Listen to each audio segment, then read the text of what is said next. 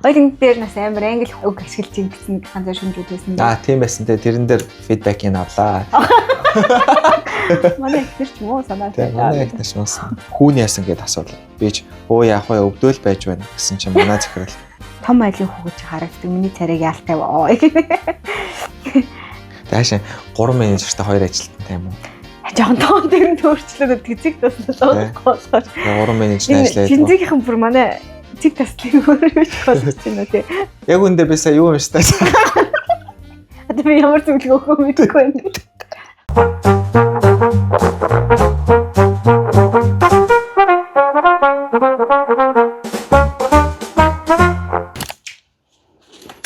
Нэвтрүүлгийн ерхий ивент төгч кос. Ажиргалтай гэр бүлийн нөөц кос. Яа, аль гэрийн ажиргалын нөөц супермаркет байдаг юм бэ? Жишээл номингийн реклам болов. Мэдгүй. Нийтлэг хөрвөлгөр бүгд л тийм рекламтай дээр нь. Тэг яагаад нэр нь тийм бол тийм. За хайцгаа манайхаа. Самноо. Ажил дээр бас явдал подкастын маань 6 дахь дугаар эхэлж байна. 6 дахь нь уу тий? 5 дахь нь биш үү? 5 дахь нь одоо орно. Орог байгаа юм шүү дээ. Yes. Юу сах юм байна да? Эсвэл шууд түүх ойших уу? Нэг удаа би нам тавинд уу ер нь сүүлийн үед сайхан нам тавинд байна. Сайхан нам тавин байхнаас ер нь маш гоё байдаг юм байна. Тийм шүү дээ. Ажлын амбарны хамгийн тасаглал. Тий, ингээд зүгээр сайхан ажил ингээл өрнөөл яваал байж ах гэдэг чинь бас аюу гоё. Гэхдээ яг мэдээж тэгэл сайнтай муутай юмнууд байгаа. Боловч яг ингээд нэг тийм гоё тайван очоод юмаа игээл тараал ингээл явах бас үнэхээр гоё мэдрэмж байна. Сүүлийн үед бол ер нь их тажгүй байна. Бас нэг юм анзаарсан нь болохоор тодорхой хэмжээнд англи хэл мэн жоохон ингээд нэг юм сайжирч байгаагаас мэдэрч байгаа. Ингээд хүнтэй ярихад дээрэс нь ингээд хүн рүү уцаар ярихад sales call энэ төр хийхэд нэг юм итгэлтэйгээсээ гадна нэг тийм smooth одоо ингээд нэг тийм яриа ингээд нэг тийм эвтэйхэн яваад тэгээ нэг жоохон хөөрхөн тэр хүнэндээ юм joke энэ төр хийж тиймэрхүү мэдрэмж бол сүүлийн үед жоохон ингээд орж ирээд байгаа. Тэр нь айгу гоё. Өмнө нь болохоор би ингээд sales call хийхээсээ ингээд сандраад байдаг гэсэн. Сандраал тэгэл нэг юм тухгүй мэдрэмж өгдөө шүү дээ. Нэг юм цаанаасаа ингээд хоошоо суугаал дотор нэг ингээд өвдөөл те. Яг тийм мэдрэмж байдаг байснууд нь нэлээд гайгүй болсон байна лээ. Тэгээ тэрэн дээр бол амар гоё санагдаж байгаа. Тэгээд би нөө өмнөх подкастуудаар нэг хэлжсэн шүү дээ. Ингээд өөрөө хийхээсээр аргагүй болсон. Ингээд тэр хувьд бол яг ингээд маш хэцүү байдаг байсан нь бол гайгүй болцсон. Тэгээд тэрнээс нэг юм анзаарсан нь болохоор бас нэг юм өөрийнхөө яг тийм нөхцөл байдал шууд оруулчих нь бас ингээд тэрийг сурах юм гой боломж юм шиг тий. Одоо юу гэдэг хэрвээ тэгээгүй байсан бол би sales call хийхгүй байсан бол миний одоогийн яг энэ мэдрэмж магадгүй ирэхгүй ч юм уу тий. Эсвэл энэ мэдрэмж нэг жилийн дараа 2 жилийн дараа ирэх ч юм билээ.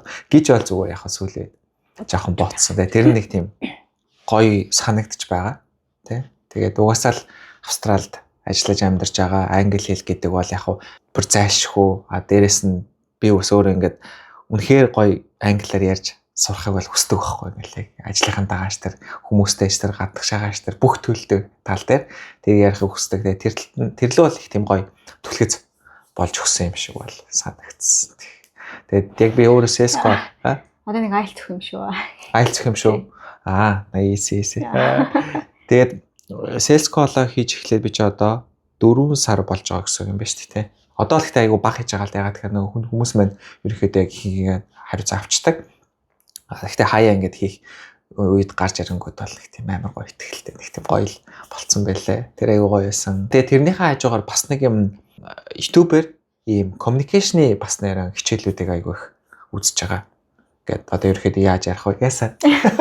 Яг тэгээд окей. За хэлээрэй. Яахгүй зүгээр л. Тэр нэг юм инех гэдээсэн ч.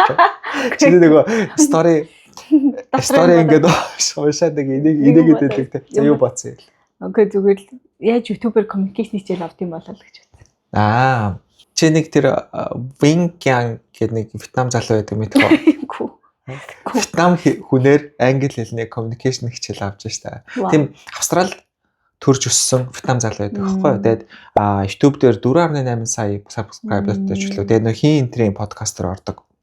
Diary of CEO-гийн подкаст тэгээд JCD энэ төр ордог. Тэгээд ер нь тэр communication гэдэг талаар бол нэлээд одоо бас хүлэмжшөрөх айгүй мундаг юм байлээ. Тэгээд надад нэг таалагдсан зүйл нь болохоор тэр хүний өөрийнх нь third language нь англи хэл.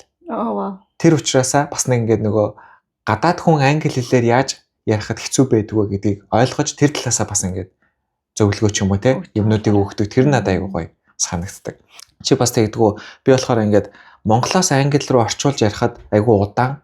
Дээрэс нь ингээд нөгөө үйлрэн бүтцийн төр өөр учраас ингээд нэг тийм хэцүү болчдөг шүү дээ. Тэнгүүд аль болох шууд англиар ингээд яригээ тэнгүүд миний англи хэлний дээр тарих маань амар хөгжөөгөө гэдэг байхгүй те нэг юм жоохон хിവэрэ. Тэнгүүд заримдаа нэг юм тэнэгт нэг юм хилцэн байдаг. Нөгөө ингээд хурдан хэлэхгээл хурдан тэр нэг юм яриан дунд нь ингээд нэг юм гүцэхгээл те ингээд ярих чахта нэг амар тэнэгт нэг юм ийцэг. Тиймэрхүү юмнууд тийг болохоор аюу гой хичээлүүдээр ингээд тайлбарлсан байдаг. Одоо жишээлбэл тэр дундаас аюу энгийн мөртлөө аюу гой санагдсан зүйл нь болохоор ярихтаа поос аваа л гэж байгаа юм. Битгий яар. Тэ? Ингээд юм одоо харилцан яриан дотроо поос аваад хэл, поос аваад хэл тэ. Тэгээд нөгөө сул уугуудаа багсах, сул уугийн хэлхийнхээ хооронд зүгээр поос авчихаа гэдэг ч юм уу. Тиймэрхүү зүйлүүд нь бол нэрнгэсээ маш гоё юм үр дүнтэй юм шиг санагдав. Тэгээ уцаар ярих цаг тийм л юм бэл. Би өмнө болохоор ингээл өөртөө нэг юм скрипт бэлтцсэн. Одоо ингээл юу гэж ярих вэ? Одоо эхнээсээ ингээл өөрийгөө танилцуулаад сэлсийнхаа юугаа ингэж ярина, ингэж ингэн гээл те. Боч ингэж хэлэх юм бол ийш юм. Тийм тийм барыг тиймэрхүү юм бэлтцсэн. Тэнгүүтээ тэрийг ингээд уншчихдаг байсан байхгүй. Тэнгүүд ингээл айгүй хурдан. Гэхдээ нөгөө хүнийх нь реакшн бас ингээд уцаар ярьж хахад мэддэгдэг. Юу гэсэн бэ? Ойлгосонгүй яг яа гинэ гэдэг ч юм уу те. Тиймэрхүү юмнууд байсан. Одоо болохоор айгүй удаан ярьдаг болсон. Тэгээд тодорхой товч юмнуудаа ингээ хэлдэг болсон нь илүү нөгөөг сонсож байгаа хүндээ ч гэсэн аюу амар байдаг юм байл. Тэгэхээр тиймэрхүү зүйлүүд нь ингээд бас гоё авч хэрэглэхэд тохиромжтой юм шиг санагдсан. Ер нь бол. Тэгэл яг ажил дээр одоо ажлын хурлууд дээр ч гэсэн ингээд юм тайлбарлахдаа багийнхантайгаа юм ингээд ярихтаа ч гэсэн тэр яг тиймэрхүү байдлаар ярих нь хамаагүй илүү үрдээтэй. Би өмнө болохоор ингээл амар сандраал ингээл англиар их гоё ярих гал ингээл хичээгээл тэр нисэргээрээ ерөөсөө тэгж буудгаа. Тэгвэл одоо болохоор яг Bing Yang тэр хичээлүүдээр ингээ үзээ жоохноор ингээ тэрийг нь практис хийгээд хараас боломж юм шиг санагдаж байгаа. Тийм бид нэр яг энэ гадаад хүн шиг юм шиг ярих. Заримдаа ингээ нөгөө нэг тэнд дэдэг байх нэг саунд энтерт ингээл нэг юм хөшөм хүмүүс орж ирэн. Гэхдээ ингээд энэ дээрээ англи сурсан хүмүүс байгаа байхгүй юу? Гэхдээ адилхан. Тэгснэ ингээд хэрглэж байгаа үг нь амар simple. Одоо ингээд бидний гол хийдэг юм нэг амар яг монголоор ярьж байгаа левелтэй хүнд хүлээн зөвшөөрүүлэх гээд гоё үг ашиглаа л дээ. Ингээд жишээд тал ингэж ярьж гад байдаг. Гэтэл заримдаа зүгээр тэнд ингээд хүмүүстэй тааралдангууд зарим хүнийг айгүй broken хэлээр ярьж байгаа мөртлөө тэр хүний цаана нь айгүй их юм үдэж харсан хүн байна гэдэг нь шууд мэдрэгддэг те. Тэнгүүт зур ингээд айгүй энгийн үгээр ярьж байгаа мөртлөө би хангалттай ойлгоцсон. Тэр хүнийг ерөөсөө огт тэнэг гэж бодоогүй. Англи нь муучин гэж нэг боддог. Англи нь муучин гэж бодоогүй. Хангалттай communicate хийж болж ин гэж бодогдож байгаа. Гэхдээ тэр хүний санааг бүр ингээд хангалттай ойлгоод байгаа байхгүй юу те. Зарим нь бол зүгээр амар хэм яриад байгаа. Гэхдээ зүгээр л амар ярийл хүн байна. Хэлбэс native юм байна. Тэгээд that's it л байгаа байхгүй те. Тэгэхээр чин яг ингээд тэр хэлээр үгэн дамжуулж ингээд өөрийнхөө санааг л ойлгуулах гэж байгаа юм чиг нь хамгийн энгийн үгнүүдийг ч хамаагүй ашиглаад нөгөө үн санаагаа ойлгуулж харин явах хэрэгтэй байгаа байхгүй тийм харин яг тэрийг бол нэлээд бас ингээд мэдрээд одоо л аль болох ингээд жоохон удаан тэг яг зөв үгээ ингээд ашиглаад ингээд ярих гэж бод. Тэг яг тэр нэг хурдан ярих гэж хичээх юм хамгийн буруу юм шиг ялангуяа ингээд австралч нэг хурд ярьдаг гэл тэг нэг юм айгүй юутай ингээд амар юм темптэй ингээд яг тэрэнд нь ингээд нөгөө ингээд автчихдаг гэх юм уу. Тэгээд тэрэнд нэг ингэж л явахгүй бол нэг юм ялагдаад байгаа ч юм шиг бидрэмж аваад тэгээ ингээд яг тэр дундаа ингээд дараа нь яг хэлснийхаа дараа ямар тэнэгтэй нэг юм ярьч вэ гэж амар их боддог. Тэгээд яг тэр англи хэлний тэр одоо энэ тарих маань ерөөсөө ингээд огт гүцээгүй гэдэг юм хөгжөөг байгаа даа. Тийм Монгол дээр би өөрөө амар хурдан ярьдаг хүн болохоор өөр хэлэн дээр хурдан ярьж чадахгүй хараа жоохон бас тэрэндээ уур хүрээдтэй. Харин тэгдэг тий. Гэл ярьшмаар хахад ингээд бодоод ингээд айгүй илүү их энерги зарцуулах гэдэг ангууд хараал үзсэн. Хоёулын дээр нас амар англи үг ашиглаж ин гэсэн нэг ганцаар шүмжүүд байсан. Тийм байсан те. Тэрэн дээр фидбэкийг авлаа.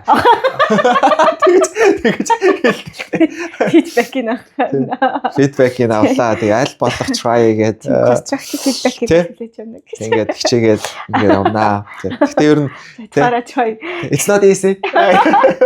Ер нь л англи хэл хамгийн их ашиглаж байгаа хүмүүс бол төгс англи хэлтэй хүн биш л хүмүүс эд юм. Тийм ээ. Ер нь бол миний төгс англи хэлтэй биш хүмүүс байдаг гэж өгсөн. Эсвэргээр аягүй сайн англи хэлтэй хүмүүс ингээд монголоор аягүй сайн ярьж чаддаг байхгүй юу? Одоо ингээд огт тэр үгээ ашиглахгүйгээр гэх юм уу да. Тэнгүүд миний чиг зүгээр ингээд яг нэг хэрэглээндээ одоо яа гэх юм бол битэр чи ингээд нэг хоёр юмны хооронд байгаа хүүхдийнхаа сургууль дээр ихээр англиар яриалаад ингээд ингэнгүүтээ нөгөө тэр хоёрынхоо switch сайн хийж чадахгүй учраас үгээ ашиглахгүй гадаад үгээ дахин орлуулж яриад байхгүй юу. Үнэхээр сайн англитэй хүмүүсийг сайн анзаарах юм бол бас монгол яг нэг удаан бүр ингээд насаараа амьдэрсэн монгол хэлээ ашиглаагүй биш л хүмүүс бол ерөөхдөө аягүй сайн англитэй хүмүүс ингэж хоёрын оронд юу н ашигладаггүй. Тэгэхээр харин чиний саяны тэр хэлсэн нөгөө switch байгаа даа. Ингэж чадахгүй байгаа учраас гээс орж ирж байгаа тухайн моментод орж ирж байгаа үг хэлээд байхгүй. Ивэл хүртэл би заримдаа монголоор дандаа цэвэр ярина гэж хичээдэг хэрнээ зарим юмнуудыг гээс англиар хэлчих ингээд арай ингээд төтлөөдөд байхгүй. Тэгэхээр ингээд нэг юм тархиа зовоож байгаа хэлбэр тэгээд яг англи мессежээр олон монголоор цэвэр ярьдаг. Би тэгээд яг өмнөх төр подкастаа өөрөө бас сонссон л доо. Тэгээд одоо би жишээлбэл accept гэдэг үг маш ихээр accept гэдгээр нь хэлсэн юм байлээ. Тэгээд уусаа тэр accept хэлдэг. Тийм. Тэрийг яг ингээд зөв сонсгож гисэн нэрийн би ямар их энийг яг англи хэлээр нь ингээд хэлсэн бэ гэдэг бол ингээд яг мэдэрч байгаа. Гэтэ тухайн ярьж байгаа үедээ бол яг чиний сайн нэг хэлсэнчлэн огт тэрийг ингээд анзаарч чадахгүй бас ингээд сольж чадахгүй байна шүү дээ. Сугаас хэлж чадахгүй. Харин яг тийм байсан. Тэгээд түрүүний хэлээ ашиглах тэр нэг юм нөхцөл байдал руу өөрийгөө аягүй сайн хүчилж оруулах хэрэгтэй байгаад байгаа те. Одоо Японд сурдаг байхад жишээлбэл зөвч хийдэг болсноос хойш хэл аягүй сайн ажилласан шүү дээ. Те ингээд хэрэглэх одоо тэр нөгөө ингээд яг хэрэглэгчтэй очиод ингээд ярилцах шаардлагатай болчингууд ингээд албаар ингээд хүчилдэг. Тэгээ хүчлэхээр ингээд сурчдаг ч юм уу те. Би тэрний өмнө болохоор нөгөө юм Япон маягийн рёко нөгөө Япон маягийн зочдууд юм нөгөө орцдаг байсан. Тэнд бол ингээд ерөөсөө огт хэрэглэгчтэй нөгөө хүмүүстэй уулзахгүй зөвхөн нөгөө хамт оролцож байгаа юмтайгаа л уулздаг. Тэгээд нэг ч юм ярих юм байхгүй. Тэгэл ингээд явдаг байж байгаа л. Тэгээд яг ингээд зөөгч хийдэг эхлэнгүүт шал өөр болчихж байгаа юм чи тэ. Тиймэрхүү байдлаараас нөхцөл байдлаа гоё өөрчлөөд тавих нь аюул чухал. Энэ төрснөөс нүүж ирснээс хойш нөгөө сургуулийнхын тэр нөгөө нэг эцэгчүүдтэй харьцах нэг багцснаас хойш миний бас англи community амар ингээд хязгаарлагдсан. Тэгээ жоохон эргчлээс ч юм уу те нөгөө нэг анги манган солигдоод юу ангууд нэг жоохон идэвхтэй ээж аавах нь WhatsApp group үүсгдэг ч юм уу ганц хоёр ээж аавуудтай ингээд жоохон явдаг ч юм уу. Энд нэг юм одоо жишээлбэл энэ Telegram дээр нэг хүүхэн Mama Society гэх нэг юм group үүсгэсэн байнга ивент зохион байгуулаад над руу тэргээ байнга явуулдаг байхгүй юу. Тэрэнд зүгээр нэг очиж үздэг юм уу те хүүхдүүдэд агуулж авснаа янз бүрийн спортоор хичээлж мчээлдэг нэг тиймэрхүү юм байсан. Тэгээ тэгвэл нэг тиймэрхүү би надад жоохон ядаргаатай байдаг л да. Нэг яг ингээд бүрэн enjoy хийж чаддаггүй. Гэтэ зүгээр ингээд ядаж жоохон тиймэрхүү таны socialize хийж өөр төр англи мэлээ юу бай тээ. Харин гэхдээ яг тиймэрхүү зүйл чинь явандаа ингээ бас гоё comfortable тэг очлаарай. За тэгээд энэ удаагийнхаа дугаараар бит хоёр зөндөөх зэгтэл ирсэн байна. Нилээх хөрх ирсэн байна. Тэгээд буцаа дахин харсан чинь нөгөө нэг toxic юунууд маань л нилээх ирсэн байна. Тийм ээ. Тийм. Энэ удаад болохоор ажлын байрны бэлгэм дарамт болон эжилтэй гарсан ичмэр зүйл гэдэг орыг ямар цэглээд уншиж гэж бодож байна. Захидал хийлгэж байгаа бүх хүмүүстээ маш их баярлалаа. Тэгээ манайхан Instagram дээрээс маань гоё рилүүдийг маань шеэрлээрэй. YouTube дээр маань заавал комент үлдээгээрэй. Тэр бол хамгийн том тус дэмжлэг. Тэгээд subscribe-а бас дарс хэсгээ шалгаарай. Гэдэг үгсмээрэн. Тэгээд subscribe. Тийм яаж ямар нэг тэр комментуудыг унших зүгээр аюу гоё идэх те. Тийм яг үнэ. Яг нэг тийм зөв хоорондоо яг ярилцж байгаа юм шиг. Хүмүүс яг юу гэж бодож байна, яг яаж байна те. Одоо түрүүний тэр англиар хитрхийг ярьж гин гэдэг чинь ч гэсэн бас айгүй. Тийм. Тэ? Гоё л байгаа тохх те. Accept гэж. Accept те. Ажлын байрны бэлгийн дарамт эрэгтэй захирал хүнтэй унтаж үзсэн үү? Үзээгүй бол тоглоом авч хэрэглээд үздэг. Тэ тоглоом тэр жинхэнэ гоё халуун зүйлийг орлож чадахгүй л дээ гэд яриад байсан гинэ. Завчлаа. Нийтэд босгох. Тэгээ сайхан body shame хийн штэ бас л онгор нүдтэй гэдэл тэр үед гомдлоо гээл инээгээд өнгөрдөг байсан ч дараа нь огт өөртөө боолж өгвөл мис хүрэхгүй гэж боддог байсан ч тэр үгнээс нь болоод давхраа оюулдаг ч юм билүү гэж бодох шиг тэгснэ залээ хөөе өөрөө хүсвэл оюулна яхаараа хүний доромжлоос болж оюулдаг ингэж л бодсон доо хаахаа.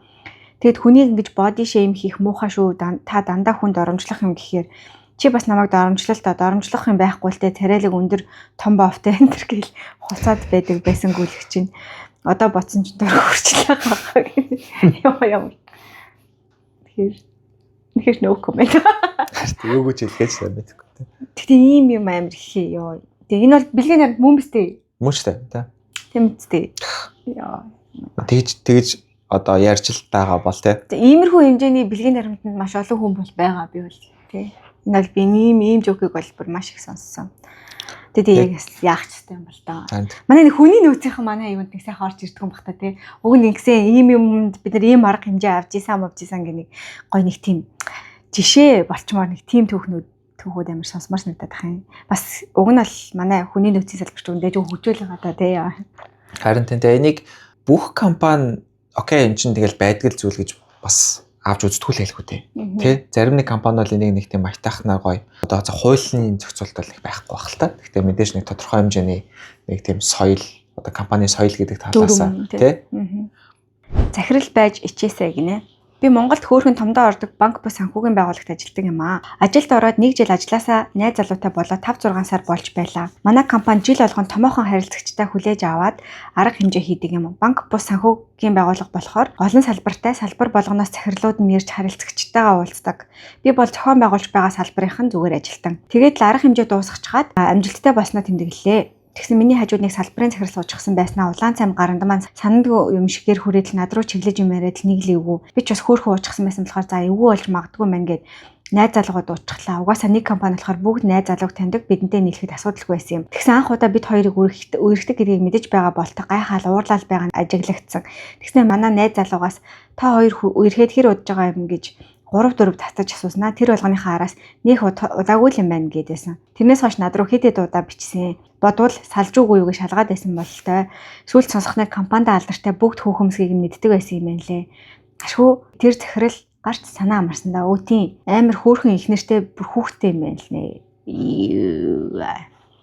Ийм хүмүүстэй ч одоо нэрээ бас нэгэр хэлэх чих юм хэцүү. Та нарт ингээд ер нь ингээд бит хоёр өөрсдийнхөө ингээд санаа бодлыг хэлээ солилцох нь сонирхолтой сонсоход амар байна уу? Эсвэл шууд түүхэн уншаа явуул амар байна уу? Гэтэ яриул сонирхолтой шүү. Яриул хэвчээ. Тэгээд сонсоод өөрийнхөө комментээ хэлэх нь сонирхолтой шүү. За тийм. Тэгэхгүй бол би хэрэггүй болчих. Тэг надаа ямар ч ажил авахгүй болчих. Чи ер нь нэг дараагийнх нь түүхийг уншчих чинь жоохон ажил гаргаад өгье. Үгүй чи байсан. Би ч юм нэг арай нэг богинохын түүхийн дараа уншиж байлаа ёо. Манай үзэгчич айгу шудраг харилцаанд айгу дуртай. Залуу ахыг тэгэж нэрийг наагаач гэл айгу төвхтэй. Надаар уншвал за анхаа уншсан дээр юм байна гэж хүмүүс. Дараа нь нэг арай богинохон түүх уншуулъя. Сайн байна уу? Захиа очих өдрийн мэндийг хүргье. Сургуулаа төгсөөд том компанид маркетингээр ажилд ороод мэргэжилтэйч дуртай хамаг хүчээ шахан ажилдаг байлаа. Гэхдээ компани тухай биш хамтран ажиллаж байсан фото студийн ахын тухай.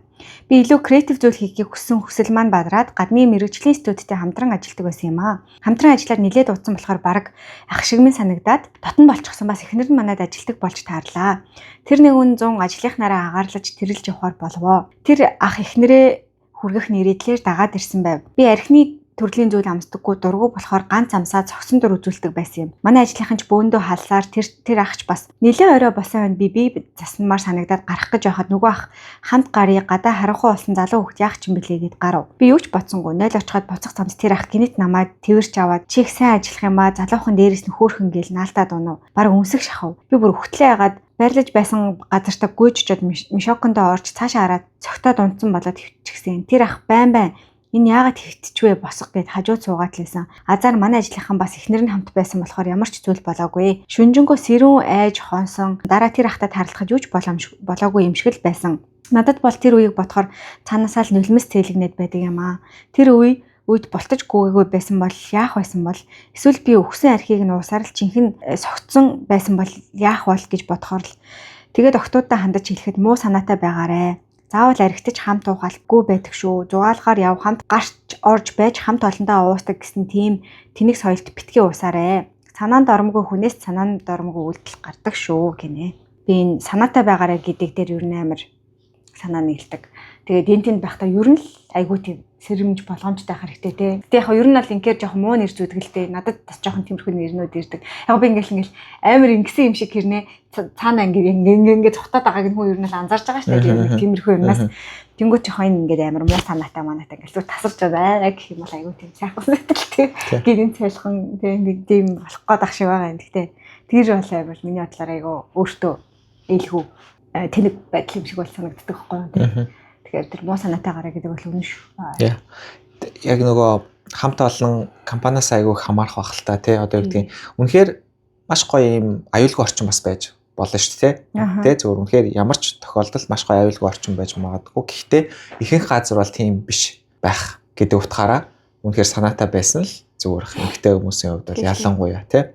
Хогийн санаа ахуулсан хүн чинь ингээд тийм ер нь бол тийм аюулгүй орчноос ч гэсэн сэмхийг олж штэ тиймээ тий. Тэгэхээр ер нь хандыг хаанч ийсэн. Тэгээ монголчин нэг юм нөгөө аялал гэдэг чи айгүй компани нэг юм том чухал юм нэг юм чухал зүйл шүү дээ. Муу талууд нь байгаа. Гэхдээ сайн талууд нь бас айгүй их байдаг. Одоо би жишээлбэл тэр аяллыг амар сандаг байхгүй. Надаа ингээд маш гоё дурсамжууд үлдээсэн байдаг. Тэгээд миний байсан ажиллаж исэн компаниуд дунд бол яг тиймэрхүү асуудлууд бол ерөөсөө гардггүй байсан. Тэгэхээр илүү гоё ингээд тийм дурсамжууд л дандаа үлцээх өсвөл би бас тэрийг анзаараагүй байсан байж магадгүй тий. Тэгээ илүү гоё байсан. Тэгтээ яг эмэгтэй хүмүүсийн хувьд бол үнэхээр сонор сэрэмжтэй бас юм анхааралтай. Дээрэс нь одоо юу гэдгийг нөгөө ганцаараа биш айл болох олуулаа хамтаараа бас ингээд байхын зүгээрхийг эмэгтэйчүүдээрээ ч гэдэг юм уу тий. Тийм би ч гэсэн амар зугаалга компани тиймтэй ингээд нэг юм офсайт найттэй нэг гоё юмнуудад нь амар дуртай. Ер нь Монголын тэр амар надад гоё калчер юм шиг бол санагддаг. Тэгээд ингээд санахад ер нь 10 жилийн зугаалгач гэсэн амар гоё байдаг гэсэн бүр ингээд жоохносоо л амар ангийн жоох хүүхдүүд амар зугаалгах дуртай тийм шүү дээ. Багшаа авч явах гал. Тэгээд багш нар шиг айгаад байгаа юм тэр нөгөө нэг баахан сайхан гарууд янз бүрийн үйлдэл хийх үе, ариг тамхи хэрэглэх үе гэдгээс л айж бид нарыг юу явуулахгүй гэдэг шүү дээ тий. Тэгээд ингээд бүр ингээд жоохноос ахуулаад ингээд зугаалгаар явж хахад ер нь ямар ч хамт олон донд бие зүг авч чаддаг нь байгаа. Авч чаддгүй нь байгаа. Тэнд очиод муу санаа агуулж идэг нь байгаа. Тэ юмыг хэтрүүлдэг нь байгаа. Тэгэхээр ингээд би болохоор тэнд ингээд ер нь бол амар дуртай. Гэхдээ ингээд яг юм балансыг тааруулаад явах юм бол тэр бол амар фан үйл ажиллагаа гэж боддог учраас ямар ч газар очсон юм тийм нэг сайнтайгаа муутайгаа яваа тэгэхээр ингээд байнга сэрэмжтэй альнаас цухтаж явах уу альнаас юу авах уу гэдэг. Тэгээ 10 жилийн хүүхдүүд бол бүгд уух гал ядэн штэ хөвгүүд одоо жишээлбэл нэг яаж хийж байгаа л багшаа санууцаар нэг арх марх хийж мэдсэн л байдаг тийм. Тэгэл тэрийг харах юм бол тодорхой нэг яг нэг 2 3 нөхдүүд л байж идэг. Тэгэл нөгөө үедээ шахдаг ч юм уу тэр үед л юу ямар хариу үзүүлэх үү яах вэ хүү гэдэг юм а бодсон ч юм уу тийм. Эсвэл нэг тиймэрхүү ер нь байх хэрэгтэй юм шиг бол санагддаг тийм. Багасаа одоо юу аа насан туршид ирэхээр чи бүр тэр чи ингээд чөлөөтэй те бараг зөвшөөрөгдсөн зүйл талцсан. Тэгэхээр дахиад бас яаж бие авч явах уу гэдэг айгүй л чухал мэддэг л байх тань шүү дээ. Тэр үнэхээр бүр тийм юм дургуул нэр явахгүй хахад ямар ч асуудалгүй шүү дээ. Тийм шүү явахгүй гээл те. Дуртай бол. Яг тэгээ бас явахгүй байхаар нөгөө хамт олон нэг тийм юу гэдэг нэг тийм сөрөг юу үзүүлээд байдаг шүү дээ. Ягаад чи одоо арайчтай гээл те. Хамтаа ингээл бөөндөр чи байгуулгаараа ингээл хамт олноороо гээл те. Дээрэс нь явж ирчихэл нөгөө хэд нөө босын юм уу ярихаар нэг амар үлдэгдэл өдрөж явдаг те. Тэгэл яг явахыг хүсдэггүй хүн гэж бол байдгүй юм санагдчих шүү дээ. Их 90% те. Зүгээр яг тиймэрхүү асуудлаас цухтаад ямааргүй байдаг хүмүүс л байд юм болоо гэж боддог. Өөр нь бол. Тэрийг нэг айтайхан зохицуулж чадахгүй хүн шахаж махад. Тийм асуудал тэр нь амар хэцүү те. Тэрнээс нь болоод явахыг хүсдэггүй ч юм уу те. Эсвэл хэрвээ найз охин найз залуутай ч юм уу гэр бүлтэй хүмүүс бол одоо юу гэдгийг те. Одоо ихнэр нөхөр нь жоох юм тодорхой хэмжээний одоо юу гэдэг эсэргүүцдэг. Тэгээ тэрнээс бол явж чаддаггүй гэдэг ч юм. Тиймэрхүү юмнууд л байт юм санагдаж шүү дээ. Тэгэл яг ямар ч нөхцөлд өөрийгөө яаж авч явах хэрэгтэй вэ? Яавал зүгээр вэ гэдэг тэр нэг юм одоо юу гэдэг арга тус тодорхой хэмжээнд суралцж байгаа хэрэгтэй л юм шиг. Би өстой нэг ч алхасч үзэх байгаа. Бүгд явуулахын явсан юм байна. Би ч зөв бүгд нь явсан. Би дүү тэгээд айгүй бас ээж аав өдрөөс айгүй дэж итгэдэг юм шиг санагддаг шүү дээ. Яа. Ийм санаатай даа манай. Манай охин ч муу санаатай даа. За. Би ч чамд итгэдэг. Тийм болохоор яваал. Манай ихнэр ч юм уу санаа Тийм манай ихнэр ч унсан. Бодохоор л уйлах гээд байдаг юм. Ажлын байрны бэлгийн дарамт. Их сургуулаа төгсөөд нэг даатгалын компанид менежерээр ажилд орвоо. Ковидын дараа байсан учраас олцсон дээр нь гээд л орсон юм. Ажлын эгчнэр ажлаа аль болох надаар л хийх гэж үзнэ. Намайг ажлаа сайн хийхээр гадуурх нь өөр аргаар л үйлчлэх тад байна да энтер гээд муухай яриа гарганаа. Надаар үйлчлүүлсэн хүмүүст дараа нь нөхөн төлбөр олохгүй гэдэл их л бөөрлөгсөндөө. Угийн шудрах тууштай хэлхүү ихэндээ гүрийгээд ажиллаад байсан юм. Тэгж байгаад намрын аялал нь болоод амралтын газар руу явлаа. Жижиг шовгор байшингуудтай. Нэг байшинд 2 давхар 3 ортой, нийт 6 ортой. Манай байшингийнхан дандаа эмэгтэйчүүд.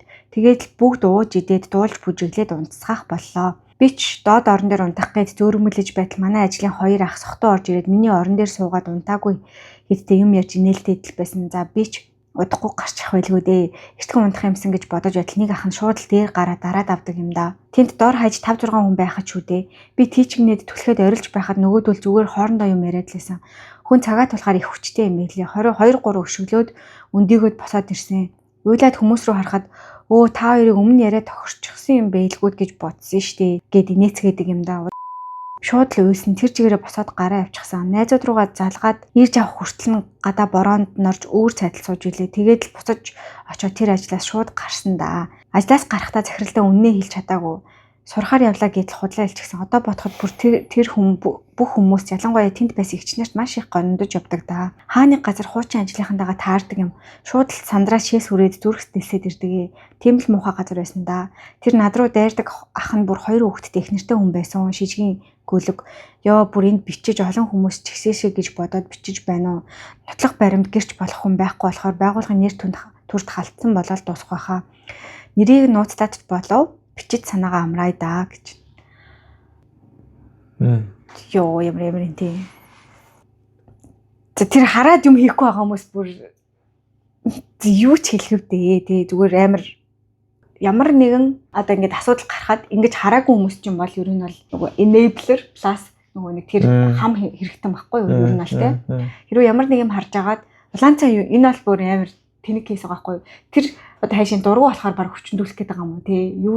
Юу ч ярих гээд байгаа юм бүр амар юу байгаа. Хоёрдугаарт ийм юм болцсон байхад дахиад гараад ирэнгүүт нь үжид дөөрөө дуртай л байсан юм биш үү ч юм уу те. Нэг ингэж хэлж байгаа бол нөгөө нэг second wound гэж хэлдэг юм л шүү дээ нөгөө юу сэтгэл зүйд болохоор нэг хүн ингээд нэг амар том шарах ч юм уу одоо тийм цочрол аваад ч юм уу те траума авлаа. Дахиад тэрийг нөгөө хүнд илэрхийлэнгүүт дахиад давхар буруутгах жагаа л тэр нөгөө нэг second wound буюу ингээд шархалчаад гараад ирэхтэн дээрээс нь давс төрхөж өгч байгаа юм шиг шархын улам нэмж байгаа хүмүүс бас байдаг гэж үздэг юм байл л дээ. Тэгэхээр ёо энэ дээр бол нэр үнэхээр хэлэх юм болтохгүй. Тэгээд бас надад бит хоёрын нөгөө нэг ингээд рил хийгээд тастангууд нэрийн зарлал гэдэг байгаа байхгүй юу тий одоо тэнгууд нэрийн зарлах нь бит хоёрын ажил бас биш гэж бодоод байгаа байхгүй юу тий. Тийм. Тэнгүүт одоо яагаад би тэрийг бодож байгаа гэх тэнгүүт одоо манай Монголын нөгөө cancel culture-т нь өөрөө cancel хэрэгтэй гэж санагдаад байгаа байхгүй тий. Ямар нэгэн юм хэрвээ юм гарсан бол одоо жишээлбэл энэ охинд хэлэхэд бол тийм олон баримттай байгаа бол шууд энэ одоо нотлох баримт байхгүй биш. Тойроо сууж исэн бүх хүн чинь нотлох баримт шүү дээ тий. Өрөөндөө байж хатна ганцаараа юм болсон бол бас жоох яг яаж хэлэх үү гэдгийг бодох байхад бүх хүн харсан бол цаашаа бол хилээсэй гэж хүсэж байгаа байхгүй ямар нэгэн байдлаар at least ядаж тий дотроо байгаа уур бухимдлага гаргахын тулд ч болтгой удирдлагатай хэлэх хэрэгтэй юм шиг бол санагдаж байгаа байхгүй. Тэр нэг юм гаргах гэдэг шиг айгу чухал зүйл шүү дээ. Тэ хүн ингээд дотроо ингээд байлгаад тахаар маш хэцүү.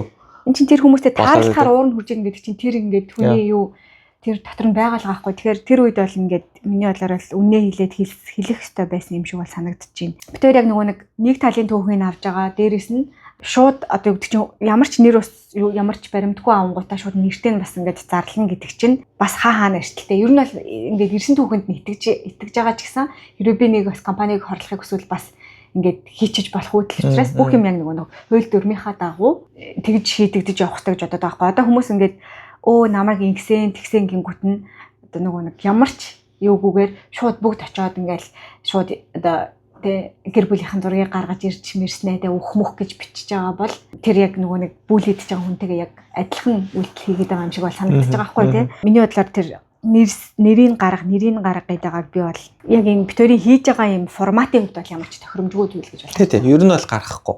Тий. Ер нь бол гаргахгүй.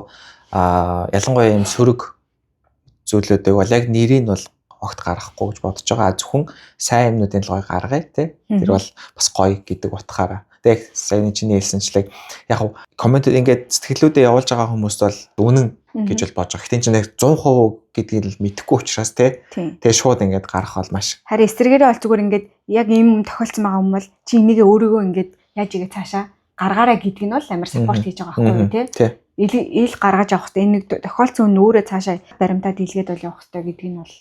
Тэгээ бас тэгэл шууд ажилласаа гарах гэдэг шийдвэрээ гаргаал тий. Тийм тий. Бас зөрөгтэй хэсгээс нь айгу мундаг. Тий. Одоо ингээд өмнөх юм сэтгэлдлүүд бас байсан санагдаад байна. Тэгээ ер нь хүмүүс чинь яг тэгж зөрөг гаргаж чаддаггүй шүү дээ тий. Тэгээ тэрэндээ улам байгаад тэгээд тэр нь өөрөө эргээд тухайн хүний тэр сэтгэл зүйд улам л хэцүү болгоод байдаг юм шиг санагдав. Тэгэл улам ажиллахад хэцүү болоод ингээд их тийм одоо юу гэдэг тэр сэтгэл зүй гэдэг чинь хүний амьдралын бүх зүйл маш ихээр нөлөөлж байгаа шүү дээ. Хувийн амьдрал, ажлын амьдрал, өөрийнхөө эрүүл мэнд тий бүх зүйл нөлөөлж байгаа учраас өөрийнхөө тэр сэтгэл зүйн эрүүл мэндийг хэрхэн эрүүлээр нь авч явах вэ гэдэг тал дээр ер нь аягүй сайн бодож шийдвэрүүдийг бас гаргаж авах хэрэгтэй юм шиг. Энэ гаргах ингээд зүгээр биччин гэдэг чинь өөрөө бас ингээд гаргаж байгаа хэлбэр шүү дээ. Энэ бол миний бодлоор аягүй одоо зөв гоё зүйл гэж бодож байгаа. Тэгээ энийг бас хүн одоо ойртныхаа хүн амьтандаа ч ингэ ярилцаад мадад шаардлагатай бол тэр нөгөө удирдлага болон те одоо мэдхгүй одоо HR ч гэдэг юм уу. Тэгээд тиймэрхүү хүмүүс ч гэсэн шууд ингээд хэлээд явах хэрэгтэй гэж бол бодож байна. Тэгээд нэг асуудал нь хэллээгээд ингээд өнгөрчих гээд байдаг байх. Тэгтээ өнгөрсөн ч гэсэн ер нь хэлэх хэрэгтэй байхгүй юу? Өөрийнхөө төлөө те яг дэдэж би өөрийнхөө төлөө дуурсан даа гэж бодох. Чинь өөртөө тий. Тэгэд нэг жижигнэр бас дуурж ийж олон асуудал цуглангууд ер нь ямар нэг юм шийдэлтэй болдог шүү дээ тий. Тэгэхээр ингээл хэнийг шийддэг юм чинь дээ гэд хаар ер нь энэ ингээд хитрхи манай Монгол ялангуяа амар газар авцсан байгаа гэж магадгүй гэж бодож байна. Митүү хөдөлгөөн шиг тий. Тэгэл яг тийм хууль одоо тийм компани журам дээр нь нарийн зааж өгөөгүй байлаач гэсэн яд адаглаа дээр удирдлагын хувьд бол тий ийм асуудал гаргасан хүн аваад нэг уулзчих хэрэгтэй байхгүй тий. За би ийм юм сонслоо. Тэгээ энэ бол одоо байж болохгүй зүйлээ тий. Одоо магадгүй гэдэг за энэ бол сануулга гэж хэлэх юм бол дараагийн удаад энэ бол одоо ийм арга хэмжээ авахаас өөр аргагүй болно гэдэг ч юм уу тий. Одоо ингээд хүн нэг удаа тиймэрхүү үйлдэл гаргалаа адаглаад хоёр дахь гарахгүй байх хэрэгтэй. Тэр орчныг нь бүрдүүлэх хэрэгтэй тий. За үнэхээр болдог бол эхнээсээ тийм гарахгүй бас орчин бий болох хэрэгтэй. Энэ дээр нэг тийм гоё үнэхээр яг юм мэргэжлийн зөвлөгөө хэрэгтэй тий. Өөртөө ойлоо бас нэг судалж үзье тий. Тэгээ цааны охинд бол тий зөрөгтэй нам ундаг байна тий. Тэврэлт хэлгээе. За дараагийнх нь жижигхэн бэлгийн дарамт гинэ. За жижигхэн IT компани ганц эмэгтэй программист байлаа. 4 эрэгтэй хүмүүстэй нэг өрөөнд ганцаараа суудаг байв. Нэг эрэгтэй нь манай доод ангийн найз байсан юм. Шинэ жилээр хамт нэг өрөөнд суудаг ах маань намайг үнсмээр байна гэд ажлынхан бүгдээрээ тойр зогсоод үнсүүлчгээ юун сүртэй ингээд баг алгаад ташаад хүлээгээ зогсчихсон үнсүүлтэл би тэр үед найз залуутай байсан. Дүнгэж 20 гаруй настай байсан юм. Үнэхээр муухай мэдрэмж байсан. Нөгөө өрөөнд суудаг найзаагаа тэндээс чирэн барин хамт таксидаад гэртээ харьтлаа уйлж харсан юм аа. Маргааш нь ажлынхан юу ч болоогүй юм шиг л байсан. Би бас нөгөө ахаасаа тусламж авахгүй л болдоггүй ажилтайсан болохоор шүлсээ зарилгаад гараа атгаад энгийн байх гэж хичээж байгаад удалгүй гараад явсан байдаг юм аа гинэ. Энэ жижигхэн бэлгийн дарамт биш ээ найзуудаа тий. Тий энэ бол зүгээр л бэлгийн дарамт. Жижиг том ерөөсөө биш тий. Юу гэсэн үг юм бэ тий. Яа. Ямар тэнийг юм бэ те. Одоо хүнийг найз залуутай найз залууг байсан ч гэсэн ер нь яг тараа хүнд өсвөлөх гэсэн ер нь дургу болов. Тийм. Найз залуутай бол гिचчихээ бас би. Би бас их муу хүн байгаад тэгэхээр ийм тэнийг юм ярьж болохгүй манайхаа. Тий. Тэгээ хамт олон алгаад ирж байгаа үнсүүлнэ гэдэг дөө. 10 жилд нэг тиймэрхүү байдаг байсан шүү те. Үнсэлцээрээ гэдэг. Тэр чи яахав те тэр чи ингээ жоохон хөтэ жоохон бибиндээ краштай байгаа хүмүүсийг жоохон нэг юм пуш хийж байгаа юм байна. Нэг юм жоохон гимн тайлга юм байдаг л үү те. Хайгуу харин те яг тэрүүгээрээ зөөр үлдсэн. Бодоод байгаа юм хайш тэр хоёроо хайш нийлүүлэх гээд байгаа юм. Тэг нийлүүлэх гээд байгаа санаа юм шүү дээ. Гэхдээ тэр чин найз залуутайг нь мэдж байгаа бол тийм биш болчиход байгаа байхгүй болно те. За энэ аюу ийм хүндтэй өрөө. Хүндтэй өрөө өгч जैन. За дараагийнх нь болохоор ажил дээр гаргасан ичмэр зүйл гэж шүү за. За ийм хүндтэй өргөгээд анх удаага. Одоо манай нөхөр ушин. Авч үзэж байна. За ажил дээрээ гаргасан ичмэр зүйл нэ. Би хилцтэй хоёулахнаа ажиллаад 8-9 сар болж байсан юм. Тэгээд арай гэж шинэ хүнтэй болвоо. Шинэ хүнийг маань хүний нөөцөөс танилцуулж дуусаад л ширээн дээр нь суулгалаа. Менежер маань гараад явчихсан, ярих юм ч олдохгүй шүүгээ ухаж байсан. Компани маань дэвтэр байх шиг байхаар нь юм бодохгүй. За дэвтэр бал гэж өгөөд л хальт ор зүрийн юм ярьлаа. Тэгээд л нөгөөх мань дэвтрээ ширээн дээрээ тавьсан чинь шаал өөр компанийн дэвтэр өгчихсөн байдаг юм. Хаа гэдэг юм уучтай. Адилхан л хар өгдөө болохоор анзаараагүй тэгснэ тэр чигтээ бантаад юуч болоогүй юм шиг байж байгаад босоод явхаар нь зөв дэвтрээ солиод тавьчихсан. Хөөх юм нь их л гайхаж байгаа бололтой байсан. Дахиад хаахаа юм уучтай. Хоёр ч нэ. Энд хаахаа юм уу ч байхгүй бол эн чинь ингээд тэр юуг нь гэдэг чадахгүй байгаа те. Дараа 8-9 сар ганцаараа ажиллахдаа хэцүүдэж байсан түүх бичнэ гэнэ. За энэ болохоор хаалтан дотор байсан шүү. Чинь нүрийг сумын хацрын хаалтан нэгэд хаалтаа байгаа гэдэг шиг. Одоо яг харин ийм учраас гүн чи ингээд хүний энийг уншина гэдэг чинь бас юм чадвар байна. Надад бол үнэхээр би гоё уншлаа шүү дээ. Би бол зөв нэг яг иймэрхүү юм шүү дээ. Анхаагаар би өөрөө бас уншуулмаар байдаг. Яг тэр анхаа илүү гоё яг тэр нэг юм гоё уншиж чаддаг болохоор тэгтээ би бас сая try хийлээ тий. Ямар байсан сэтгэл хвчээрээ. Хан магадгүй байх тийм уншиж чагсаа. Яг үндэ би сая юу унштай. Одоо би ямар зөвлөгөө өгөх мэдэхгүй байна. За саяных юу байсан бэ? Юу юм дахиад унших юм уу? Буруу дэвтэр өгсөн гинэ. Тэгээ зүгээр хөөхөн амир ингээл л юу шүү дээ тий. За одоо их хичээж байгаад хаалтаа нэг. Маш гоё. Хаалтаа дэгээд хаалтаа агаад би сургуулаа төгсөөд шууд хүүхдээ төрүүлээд гэртээ суучихсан юм. Тэгээд удаан гэртээ суувал дараа нь ажилд ороход хэцүү байх гэж бодоод хүүхдээ жаахан байхад анхны ажилдаа банкнд орвоо. Хүүхэд жаахан өөрөө шинэ ажилтан гээд тухайн үед нэлээд чардаж байлаа. Ядаж байхад өвөл бодоод хүүхэд байн бай өвдөд эмнэлэгт хүртэл хэвтээд ажлаасаа чөлөө авах хэцүү, авахгүй байх хэцүү үе байсан. Нэг өдөр захирал маань ажлын чатаар харилцагчийн зээлийн талаар мэдээлэл асуугаад ороод ирэв. Би ч ингэсэн тэгсэн гээд хариулж байсан чинь гинт хүүн яасан гээд асуудал. Би ч өө яах вэ өвдөөл байж байна гэсэн чинь манай захирал. Үгүй би сторингсаас инеж байгаа шүү. За би нөгөө хаалтаа хаахныг мартсан боломж л. Гэсэн чинь манай захирал хэсэг байснаа. Биш ээ зээлийн хүүлэг гэдэг. Хойд миний толгойд ажил биш хүүмэн л бодогдоод байсан юм шиг байна. Зөө хөхөө. Даргийнхаа амир патисаа. Харин хүүд яасан гэхээр өвдөөл ээж. Хөрх юм те. Just saying юм дээсэн нэ. Ари хүүдээс яасан гэдгийг би ярив. Чи яг тийж ойлгосон байх. Би болохоор жигнээс нэг хүүн яасан гэж асуусан болоо. Чи нуйсан юм ойлгохгүй яаж гоё биш үү гэж бодож байгаа шүү дээ. Тийм ээ. Эвэлэг монголоор юм уншаад ингээ буцаага асуухараас ойлгохгүй хань гэдэг. Чи уншаад ойлгоогүй бол хэлчин байхгүй байна л гэсэн үг нэ хөө гэх. Тэр шиг даав нэсэг нахасаа. Хичээлээ. Тийм ээ. Тэгээс айгу хөөрхөн тийм ингээ.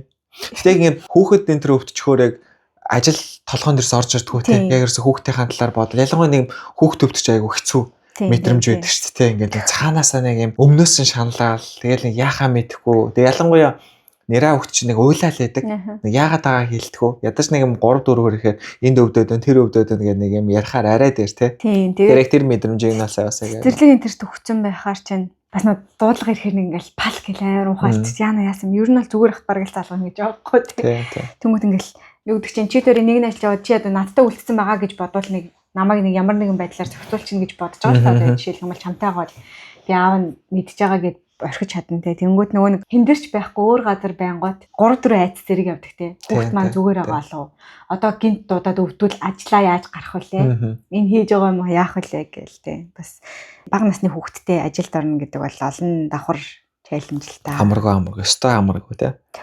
Ажлын байрны бэлгийн дарамт хоолны эргэжмээр зүйл гэсэн ойрт ирсэн түүхүүдийг уншлаа.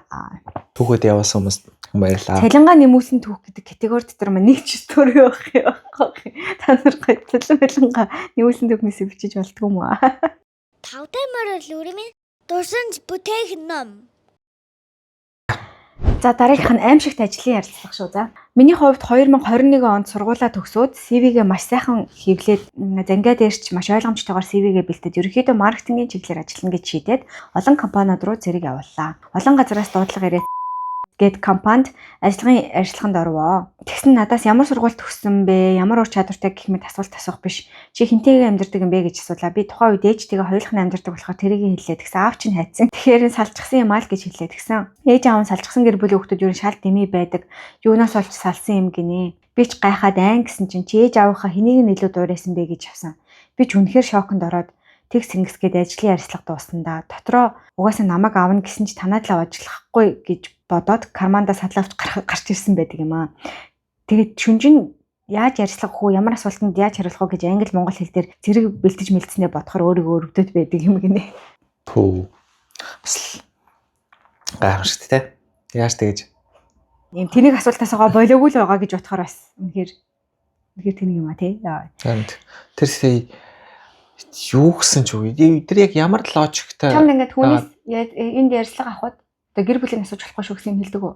Тийм асуулт асууж болохгүй гэсэн юм хэлсэн. Яг надад хэлээгүй. Гэхдээ би бол ер нь угаасаа болохгүй гэж бодож байна. Ер нь яг. Тэгээ угаасаа болохгүй юм шиг байлаа. Би нэг хальт судалж үзэхэд бол ер нь л яг тийм гэр бүлийн холбогдлолтой ямар ч асуулт байхгүй. Тэгээ түрүүний дээр салцсан аав ээжтэй хүүхэд хэцүү юу гэсэн байл ийм салсан аав ээжтэй хүүхэд ер нь хэцүү байдаг юм аа. Яг яагаад солиороод байгаа тийм. Тэгээ яг тэр яг өөрөө хэцүү байсан юм шүү. Тий. Мэдрэл юм аашин тий. Хинт хамаатай. Яг ямар утгатайг нь үнэхээр ойлгох. Одоо жишээлбэл би манай аав ээж бол жишээлбэл ингээд намайг баахад салцсан. Би зүгээр яг ээжтэйгээ бас эмээтэйгээ ингээд хүссэн тий. Тэгэнгүүт яг тэр үнэхээр яг тэр ажилд яг яаж нөлөөлдөг гэдгийг бид нар юуг нь үнэхээр ойлгохгүй байгаа саяныхтай.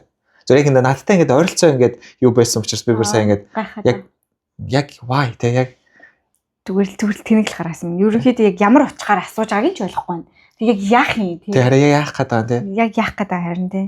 Одоо яд суух гэж байгаа бол одоо юу гэдэг чинь тий. Суух гэж байгаа болоо. Танилцаад энэ хүнтэй танилцаад тий харилцаад орох байгаа бол одоо мэдээд асуугаад тий одоо ар гэр нь ямар ингэ судалж чинь ажилд авах чинь яг ямар новшоо ээж асууж байгааг нь ерөөсөй ойлгосонгүй.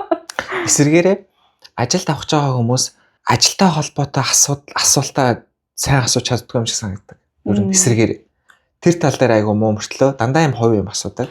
Энтхийн гэхдээ тэр олон ярилцлагын лайтай юм шиг гэрнэ ер нь ингээд нэг юм чатаараа өөр болсон байдаг ш техник хэсэг дээр нэг өөрийнх нь цугааснаа дараа нэг юм нэг ажлын чадварын шалгаад нэг ингээд 3 4 давхар шалгуур ингээд явдаг штэ тий. Яг адилхан ярилцлага мөртлөө агуулга нь ингээд өөрөөр явждаг тий. Өөр талынхын юм чадваруудыг нь асуух. Нэг бодлын тэр нас лагч юм шиг одоо тэгээд хөгжиж байгаа хөө томууд мэдгүй одоо тэгээд гайх. Тийм хөгжиж байгаа ах гэж бодож байна. Ийм компани байгаад гайхах юм да. Ер нь бол ийм асуулт асуусан компани руу орохгүй байсан л бай. За. Харвард төгссөн бүдүүлэг бүдүүн захирлэгнэ. Юуны өмнө миний түүхийг уншиж байгаа та хоёртоо энэ өдрийн мэндийг хүргье. Ийм гоё хэрэгтэй хантай подкаст хийж байгаад баярлалаа. Би 2 сарын өмнө төгссөн. Хүмүүсийн хэлдгээр ажлын талбарын цагаан цаас амьдралын талаар руу орох гээд ажил хайж эхэллээ. Гэхдээ энэ компанид л орно гэд боддог байсан газар маань надад таалагдаагүй болохоор дараагийн компани хайж байлаа. 4-р курсын дадлага хийх гэж байгаа цалингүй дээрээс нь гэрээс хол байсан болохоор таалагдсан ч дадлага хийх гэж сонгоогүй газараа санав. Тухайн үедээ ярилцлага авсан албаны дарга менежер хоёр нь үнэхээр таалагдаж байсан болохоор холбогдож үтсэн чинь ирж ярилцлаганд ороорой гэж байна. Цаг тавлаад уулцсан юм. Өмнө нь очиход захирлан байхгүй байсан.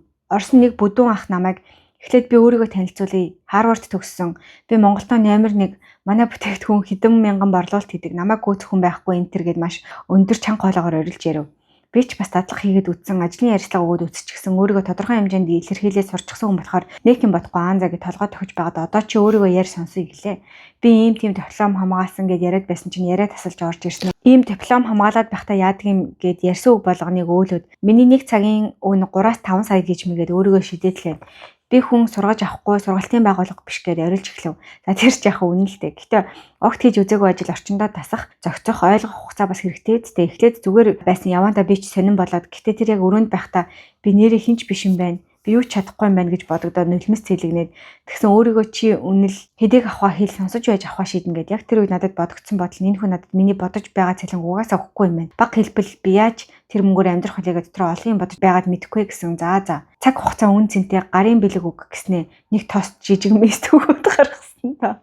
Тэгэд гарч ирснийхаа дараа нэг л тийм хүндүртэй би хинч биш юм байна. Би юу ч чадахгүй юм байна. Би тэнцэхгүй юм байна. Намайг одоо хинч ажилд авахгүй юм байна гэд олон юм бодоод уйлаад гिचрүүгээ залгаад ийм болсон гэд уйлаад яг ямар санагдаж байгаа гэсэн тэгсэн ихч Харвард төгссөн байж болно 30 40 гарчгаа дөнгөж төгссөн хүнтэй юу яриад өөрийгөө харьцуулаад байгаа сонин гар бай дутуугийн синдромтой ингэж өөрийгөө тижээдэг эгөөдөө гар байна да наад газараас чинь өөр зөндөө гоё газар байгаа ийм харилцааны соёлгүй хүнтэй ажиллах хэцүү шүү гэдэг ихчийн үүднээс бодтой юм хэлж байна. Тэгээд сэтгэл онгойж бул харч болов авагдсан да. Хаашаа юу хийж явахаа мэдэхгүй амьдрал руу жинхэнэ том хөлхөн болох гэж хичээх явцдаа тааралцсан тэр захирал одоо надад Харвард дэлхийд сонсохоор хамгийн их бүдүү ахнуудад харагддаг болж үлдсэн дээ. Одоо би болгошгүй ахлагтай сургаад ав гэдэг байгууллагад орсон ч цаашдаач бас олон түүхээр уулзцгаая. Нэрээ шин төгсөгчдөө та нар чаднаа. Өөрийнхөө хүссэн ажилдаа орж зорж байгаадаа хүрч чадна шүү. Хүн өөртөө итгэж байж бусад хүмүүс ч итгэн үнэлэн амьдрал тавтай морил guys гинэ. Хөөрхөн битсэн байна. Ажил давмаар санагдлаа. Ямар ч үгсхий алдаагүй битсэн байна. Стop байдаг. Тэгээ бас аюу гоё түүх байна те. Гоё түүх битсэн байна. Тэр ихчийн комент бол яг л биш те. Чин комент бол битэрийн зөвлөх биш. Яг тийм. Гэхдээ яг Харвард төгсөн аим мундаг хүмүүс байгаа шүү дээ. Би одоо тэгтээс Харвард төгсний бүгднгийн амар бүлээдэд хараас надад жоохон муухай санагдаад идэв. Зүгээр энэ нөгөө олонд ингэж гарч ирж байгаа надад сөргөөр гарч ирээд байна л. Тэгэхээр ч бол бүр айгүй мундаг хүмүүс мэдээж зөндөл. Тийм маш олон байгаа шүү дээ. Байгаа шүү дээ. Тэгтээ энэ бол мэдрэлийнхэн жишээ байгаа байхгүй дээ. Харвард төгсөн хүмүүсийг ингэ цаанаасаа хүмүүс accept хийгээд энэ гэдгийг мэдэнгүүтээ тэрийг өөрийгөө амар эго хөтөж хэрэгсэл алгаж малгахчихсан ч гэж. Яа хүн ер нь Харвард төгсвөл ингээд цаанаасаа ингээ нэг тийм юм гэдэл байдаг л ахaltaа тий. Тэгээ үгтэй тэр ялцчгүй л чин дэлхийн номер 1 одоо топ сургуулиудын нэг нь учраас тэрийгэ төгссөн. Тэгээд өөртөө нэг юм одоо юу гэдгийг тий.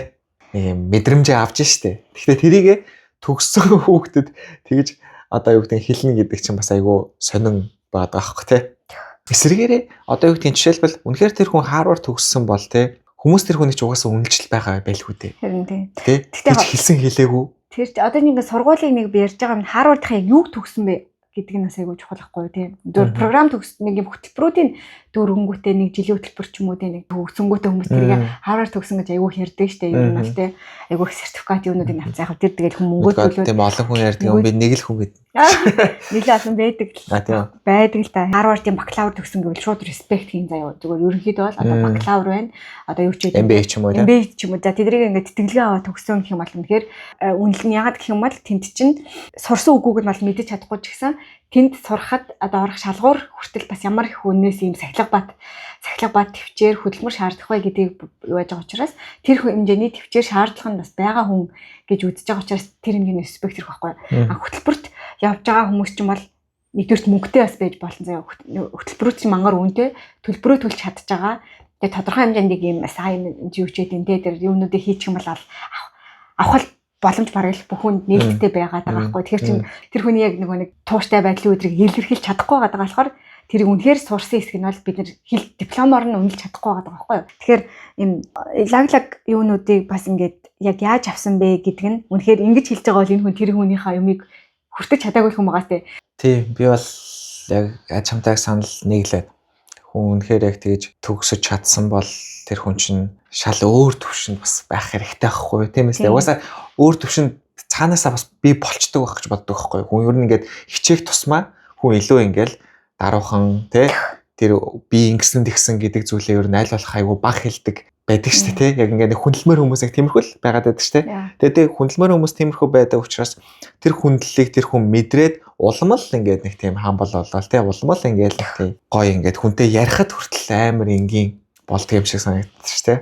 Тэгэхээр ийм хүмүүсийн нэрэнд ор тэр хичээл зүтгэж байгаа тэр мундаг сургуулийн нэр хүндийг авч явж байгаа хүмүүсээс талбанданд орно жоохон ингээд үхээд байгаа надад бол жоохон хайрын да. Би тэр сургуулийг төгсөөгүй ч гэлээ. Тэр хүмүүсийн өмнөс жоохон өмөлцөд байт юм аа. Тийм. Чи дарах нь уушгүй.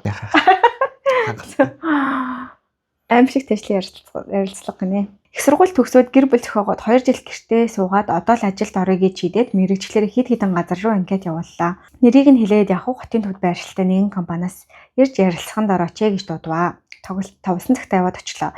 Хүний нөөц нь захирал ирээгүй байна. Түр хүлээж байх уу гэд 10 минут хүлээв. Захирал нь ирлээ. Ярилцлагын үе шат явж эхэллээ. Эхэндээ жаахав хизээ төгссөн яасан гээд явж байснаа ээж аав чинь юу хийдэг вэ гинэ. Тэгэхээр яасан бол гэсэн чинь ажилдаа байхад дуудаад байх юм биш үсттэй гэсэн юм. Уул нь би хөдөө орон нутагт төрж өссөн гэд хэлсэн юм л та. Аав ээжийн минь мэрэгжил миний ажиллах байранд хэр нөлөөтэй юм бол гэсэн чинь том айлын хүүхэд байх вэ гэж бодсон юм гинэ. Том айлын хүүхэд чи харагддаг миний царайг яалтай боо. Гэхдээ эцэг эхийн мэрэгчлээс хамаарч хүнийг ажилд авах гэж байгаа юм бахтаа гэж бодоод тэр ажилд ороогүй. Өөр компанид орсон ч гэсэн токсик газар орчихсон юм байна да гэд явж л байна да. Уншвал дахиад бичнэ гинэ. Уншлаа дахиад бичээрэй. Тэнийг хаа. Үгүй ярьцлага авч байгаа хүмүүс гэдэг. Эсвэл нэг юм олон хүнээс ярилцлага авах нэг хүнээс өөр юм асууж үзмээр санагдд юм болоо. Яад юм бол. Гэхдээ асуултууд ер нь тэгээд зөндөл байгаа шүү дээ. Яаж ч үгүй. Заавал хувь юм биш гэсэн. Тийм тий. Тэ. Ажил авах гэж байгаа хүмүүс хүний яг ингээд хувь хүнийг нь айгүй их мэдэх гэж одоо хичээж байгаа шүү дээ. Ягаад тэр хувь хүнийхэн тэр одоо төлөвшөлч гэдэг юм уу? Одоо за яг үнэхээр тэр ямар гэр бүл төссөн инээтерэ гэдэг зүйлүүд ч гэсэн бас хүний төлөвшөлд бол ингээд нөлөөлж байгаа шүү дээ. Тэгэхдээ тэрийг одоо яг энэ дээр асуултуудаар ирж байгаа тэр асуултууд бол ерөөсөө огт хариулж чадахгүй байхгүй юу тий? Тийш тий. Тий. Одоо аав ээж нь салсан гэдэг ч юм уу тий. Одоо яг ямар ажил хийдгийг гэдэг зүйл бол яг тэр хувь хүний төлөвшөл гэдэг зүйл зүүн нөлөөлөх бах. Яс гэхдээ тэгж хүнийг ингээд таних гэж оролдоно гэдэг бол айгүй бүдүүлэг зүйл байгаа байхгүй. Тий одоо жишээлх юм бол манай аав одоо инженер гэхээр яах юм? Манай аав малчин гэвэл яах юм? Яг ямар хамааралтай? Харин тий. Логик нь ерөөсөй ойлгохгүй байхгүй. Яг ямар юу яагаад байгаа юм? Хамаатны яагаад байгаа юм? Тэр нутаг оронд алдсан хамаатны яагаад байгаа юм? Тэр юм аа. Түлхүү яг ууртай уусдаг. Хуцаа. За, ажлын байрны ялгуурлал гэж байна. Намайг тэр гэдэг 26-7 настай. 26 намайг төрүүлээд байгаа юм байна.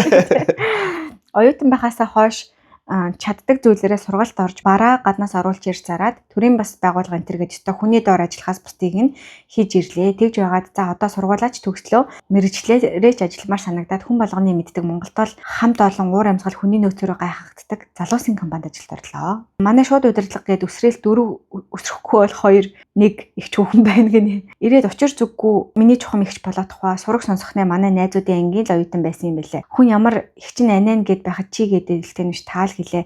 Ажиллаач ойлгоод ирлээ. Ер нь амархан ажил байна шүү. Болмоор ч юм цалинж сайн юм. Нэг өдөрч чухам анаа л их л урлаж байна. Чи энийгээ хийсэнгүү тэрийгээ энийг хийсэнгүүд би ойлгодгүй. Өөрөө анх надаа ажлаа танилцуулж байхдаа ийм байдаг юм уу? Тэрийг үзэрээч юм уу? Ямар ч мэдээлэл өгөөгүй байж зүүн бэлгийн тулаан нэхэд байгаа юм. Тэгээд бас их дураараа идэж байгаа хоол амсыг идэл шууд аваад идэнэ. Oh my god, хүн болгонд хандах хандлага нь өөр, асуултын хариу нь аагаас уу ээгээс үү гэдэгт хариултад шууд хамааралтай. Манай хэлцгийг ахалдаг нөхрөөс арай дээгүүр альбан тушаалтай нэг хүн байдаг юм. Тэр хүний хэлсэн үг бүрийг нь өгөөсгээд эсэргүүцээ тэрийгэ бидэн дээр илэрхийлээд байна. Их сонирхолтой. Яагаад байдаг юм болдоо гэд гайхаад байсан юм. Сүүлд учрыг нь олсон. Надаас 2 сарын өмнө тэр альбан тушаалтаа дөнгөж томлогдоод тайлангараа жинхлэгдэх ёстой хүн юм бэлээ. Тэгээд одоо бүтэн жил байгаа ч нөхөр жинхлэгдээгүй байгаа. Хийж байгаа ажлыг нь харахаар хаяа надаар хийлгэнэ. Өөрөө зөв хэрэгтэй тоогоо хайчгаад хинт ч хэрэггүй зай бүүлсэн тоогоор тайлангаа бичээд байгаа юм байлээ. Сүүлдээ миний санаа зовоод энэ маань ингэж байгаа сэтгцэн өвчтэй болчих үдэ гэж хүртэл бодож байна да. Ер нь хүн сайн гүйцэтгэгч байна гэдэг сайн удирдлага болж чадна гэсэн баталгаа биш юм байна лээ шүү.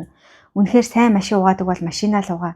Битгий дараах болох гэж яар гэж надаас ухаантай хэлсэн байдаг юм байна. Хөрхидөө тий. Тэгээд хөргий өөрийгөө батлах гэдэг хүний доор ажиллах хүн гайтай шүү дээ. Ажлын байрны ялгуурлал.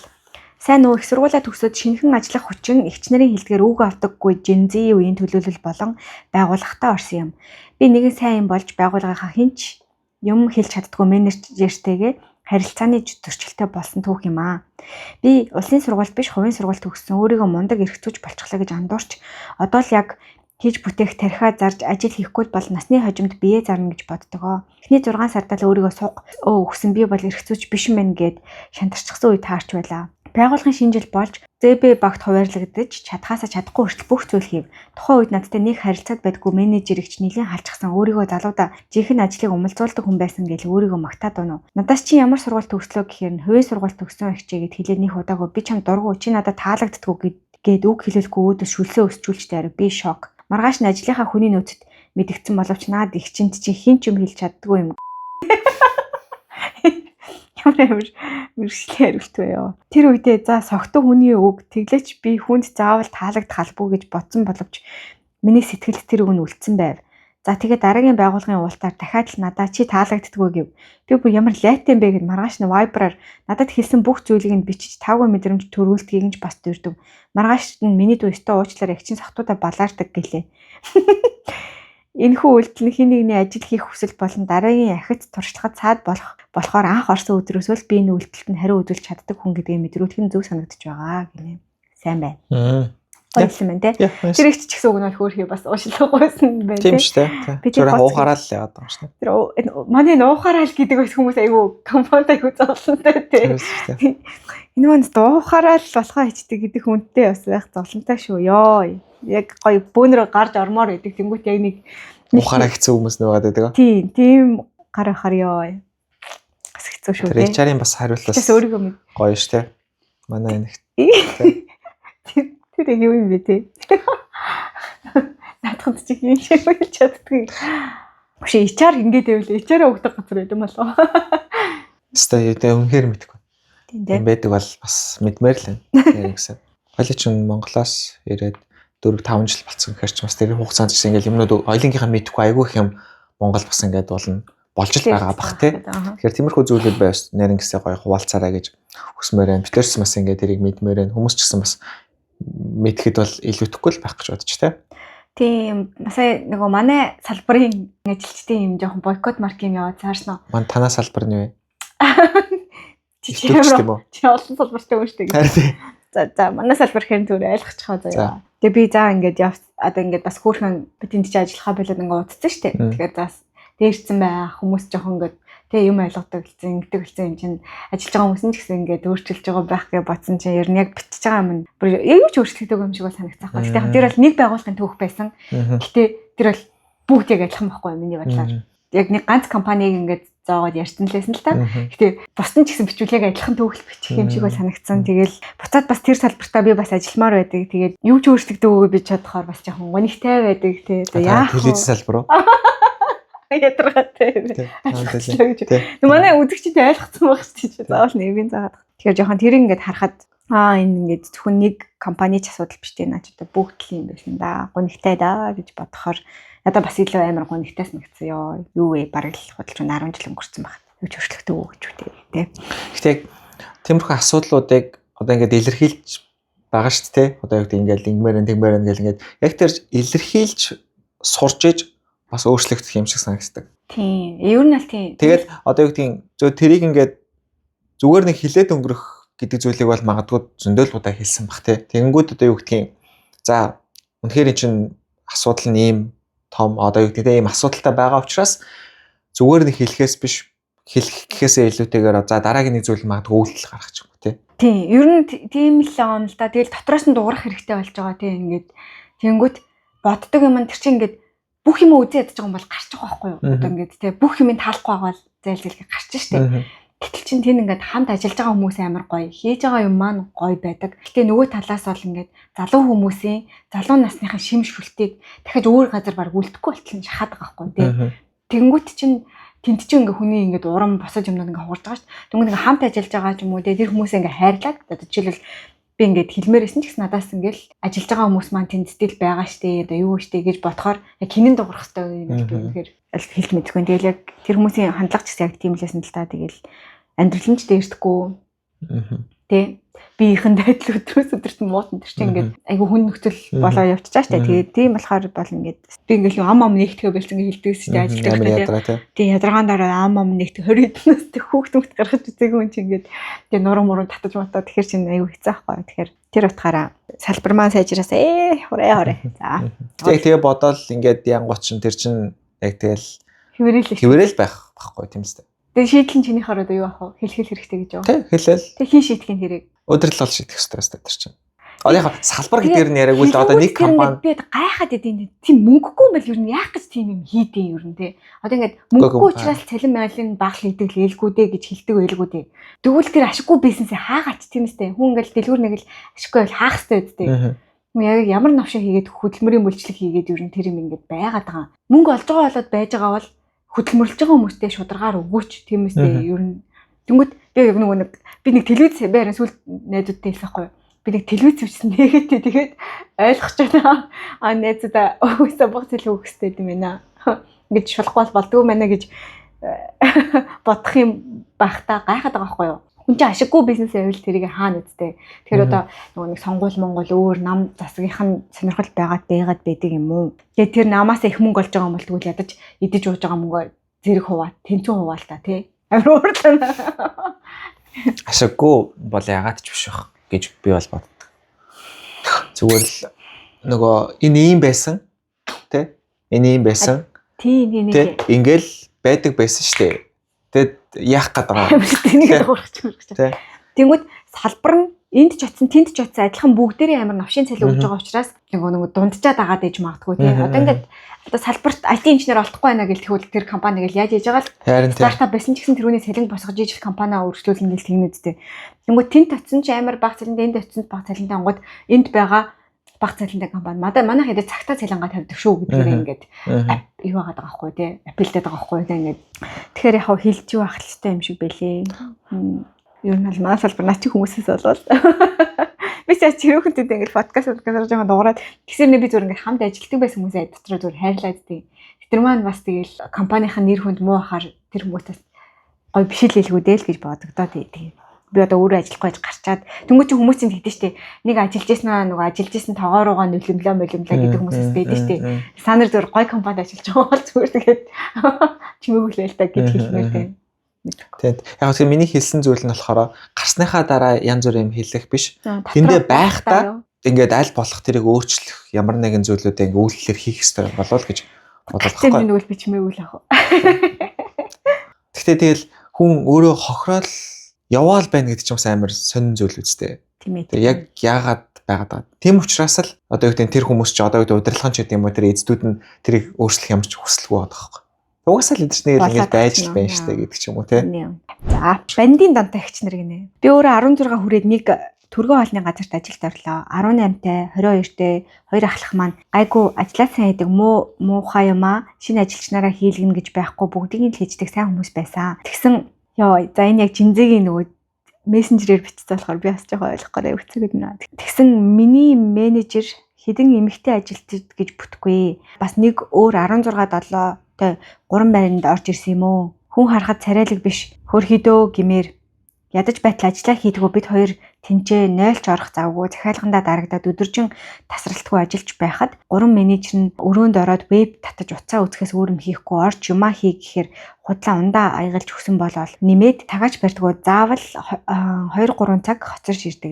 Найз бид хоёр оройтох боломжгүй болохоор дандаа өглөөний ээлж байсан л та. Бид хоёр ажиллаж байх үедээ үргэлж цагтаа ирдэг хүний урманд 2-3 удаа л хоцорсон байх. Хоцроод ирэхэд минь ахлахаас ахуулаад хинж байдгүй бид хоёр л салбараа онгойлгож бэлтгэх ажиллаа хийдэг байсан. Тэгээд орой тарах цагтаа биш 1-2 цаг илүү ажилдаг байсан мэдгүй юм уу? Манай менежер бид хоёр өстө дургу тэр 3-ыг цайны цагтаа явчаад 2-3 цагаар алга болоход нь тоодгүй. Загнаж байгаагүй хэрнээ бид хоёр тэднүүстэй барьцаад цайны цагаараа яадгийн гэж бодоод 15 минут илүү гадаа суудсан чинь менежер бүр групп дээр меншн хийж ирснэ.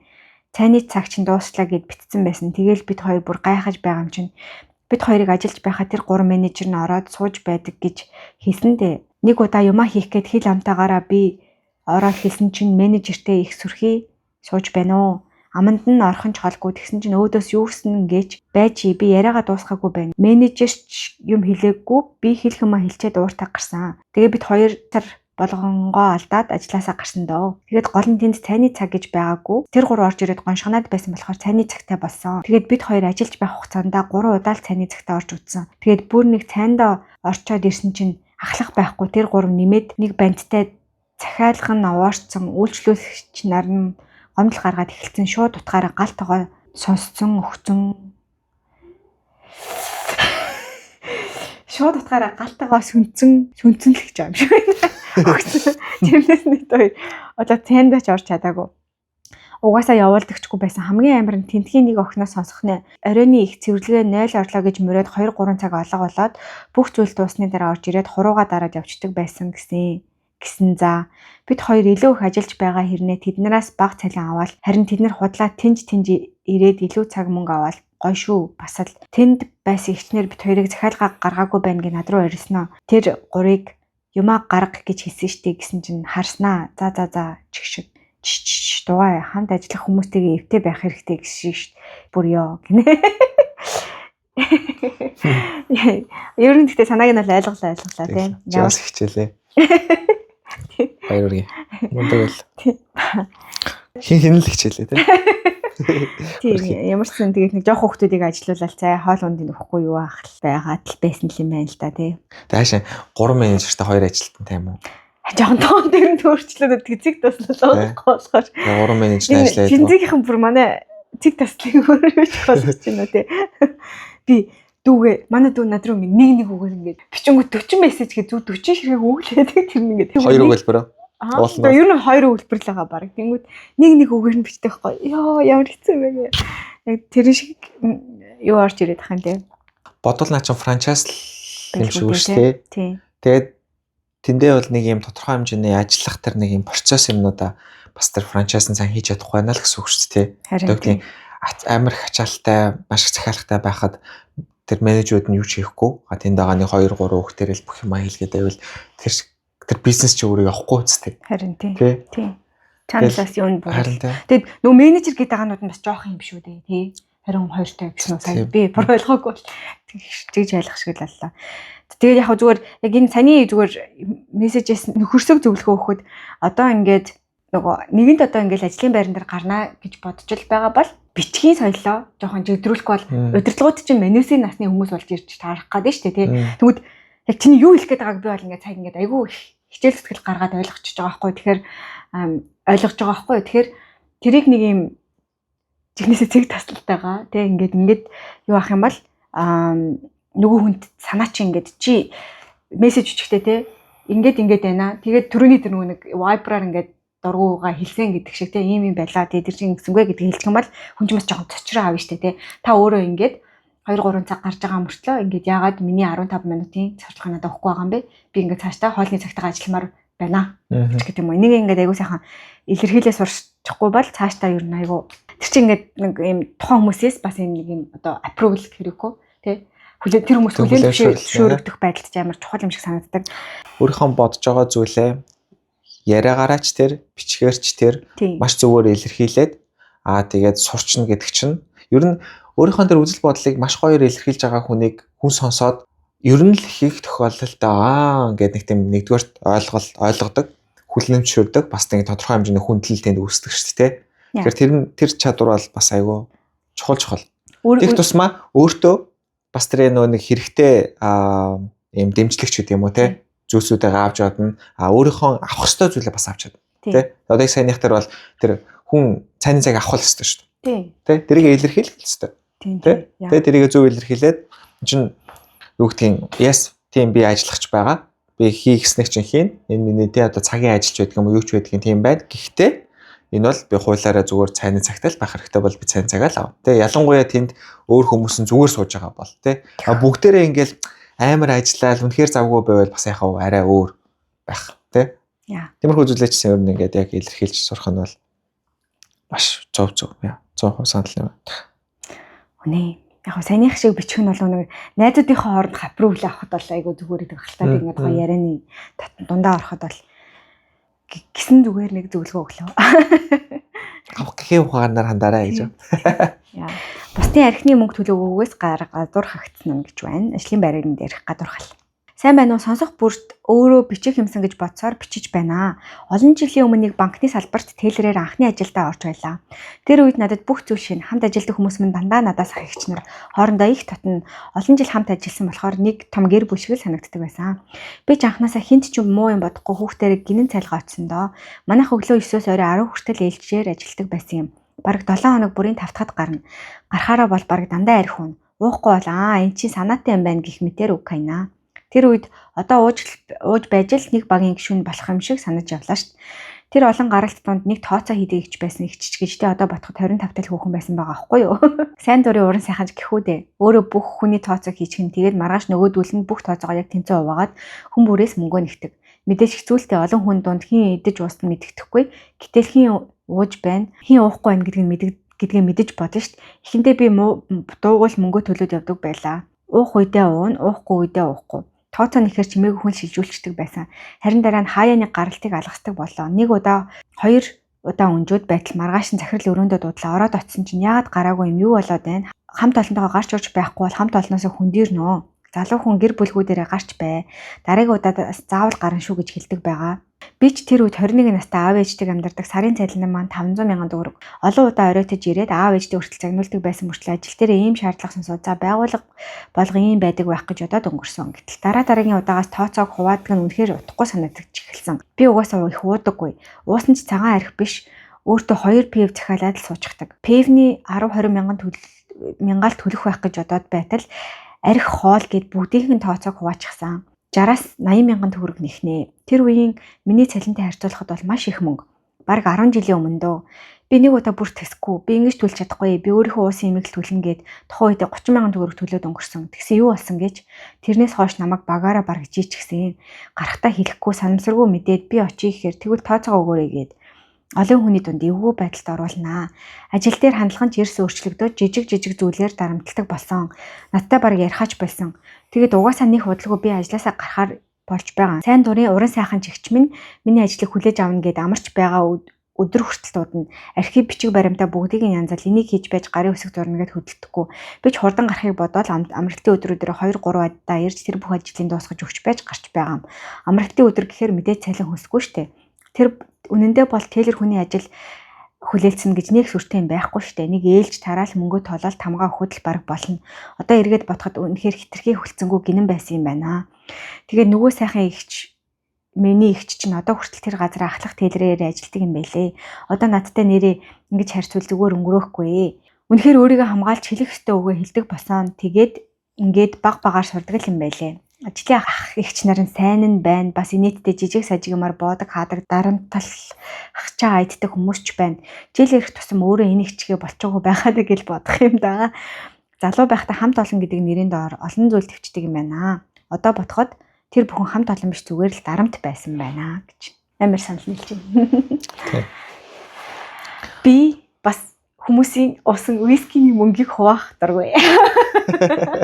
Виски чи амар би яхаа ингээл за окей тэ ингээд тэгэл яхаа ингээл төлчдөг ч гэсэн ёо тэр вискиний үн нь бас гааштай тий.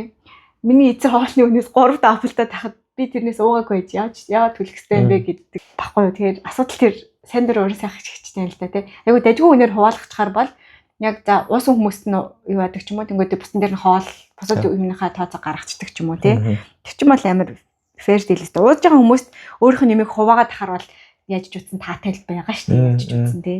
Умаараага л өөрөө л төл. Та нар юу гэж байна? Үнэн. Тэгээд яг одоо ч харьцангуй шууд нөгөө захиалгатаа өөрсдөө шууд төлчдөг болцсон байгаа. А тийм үү? Тий. Би сая Монгол очиход бол тэгэл нөгөө нэг QR уншуулаад өөрийнхөө хамаа захиалал ингээл аваад яаштай. Яг энэ 10 жилийн өмнөх учраас тухайн үеийн л яг ялчгүй ингээд нийлж төлөх шаардлагатай байдаг байсан шүү дээ. Тэгэхээр одоо харьцангуй гайгүй баг. Тэгээ яг саяныхтаар яг тий наад чинь бол 500,000-ын цалин авж байгаа хүн 80,000 төгрөгийн нэг гаралтан дээр өгнө гэдэг чинь хэцүү байхгүй юу? Хэцүү шүү дээ. Тэр хүүхдтэй байх маа. 7 хоног болгоны 5 дахь хэрвээ гарч байгаа бол тэр чинь 400,000 төгрөг тахгүй юу? 500,000 төгрөгийнхөө 400,000 төгрөгийг уугаагүй архиныхаа төлбөр болгоод өгнө гэдэг чинь яг ямар тий гарахгүй байлаа гэхэд гар гэж байгаа үстэй тий дарамт мөн шүү дээ. Тий. Үнэхээр наад чинь тэгэд бас нэг нөгөө талаасаа одоо юу гэдгийг ажилд орж байгаа тэр одоо хүүхдүүдтэйгээ бас жоохон юм хайртай баймаар байгаа хөх тий. Олон жил ажиллаж байгаа хүн тодорхой хэмжээнд тэр хүүхдүүдээс жоохон бага мөнгө авал та. Цалин надаглаад нэг жоохон өөр л байгаа байлгүй гэдэг ч юм уу тий. Гэхдээ тэгээд юу гэдгийг нэг тий одоо Японыхоор бол тий сенпай кохайн юугаараа тий сенпай нэг зүгээр яхан өнөдөр төлчихё. Гэтэ яг 5 дахь бол гарч байгаа болохоо тэд нэр тэхгүй л юм л та. Яг тийм л дээ гэхдээ тодорхой хэмжээний тийм жоохон хайр байх хэрэгтэй л гэж хэлгээд байгаа санаа нь бол. Тэгээ мэдээж 7 хоног болгон гарахтаа 7 хоног болгон даах хэрэгтэй зүйл биш байхгүй тий. Гэхдээ бас бодолцоод за энэ хүүхэд чинь 500,000 төгрөгийн цалинтай гэдгийг бас мэдчил байгаа байлгүй дээ. Дөнгөж орж байгаа. Дөнгөж орохоор ямар шүү цалинтай байдаг үлээ дээ. Тэр хүүхдээсээ 80,000 төгрөгийг авна гэдэг чинь бас айгүй ёс зүг байхгүй юу? Тэгээ ялангуяа өөрөөсөө идэж байгаа. Хэрэглээгүй юм авна гэдэг бол бүр ёс үгүй тий. Гэтэ яг тий гой хамт олон үүсгэж байгаа бол чихнээсээ бас хуучж болно ингэх юм бол бас тэнд чи юм холбоо үүсдэг одоо. Тий. Одоо нэг машин Монголын жишээлх юм бол өмнөх жилийнх нь симпайн дараа жил нэрхтэн ингээл нөгөө нэг шалгалтанд бэлтгэн ингээл уухан хүмүүс авч өгдөг юм шүү дээ. Тэр чинь бас мөнгөндөө биш айгүй хөөрхөн холбоо үүсгэж тий.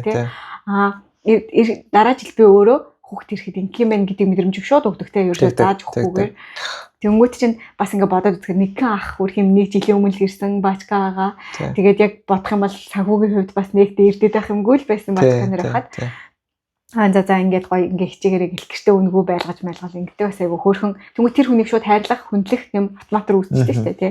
Тэр шиг хэрвээ үнэхээр хамт аригтмаар байгаа бол тийм соёлыг бас оруулах юм бол тодорхой хэмжээнд мэдээж тодорхой хэмжээнд. Тэр вискиний мөнгнүүдээ өөртөө уваад гавч байх шиг.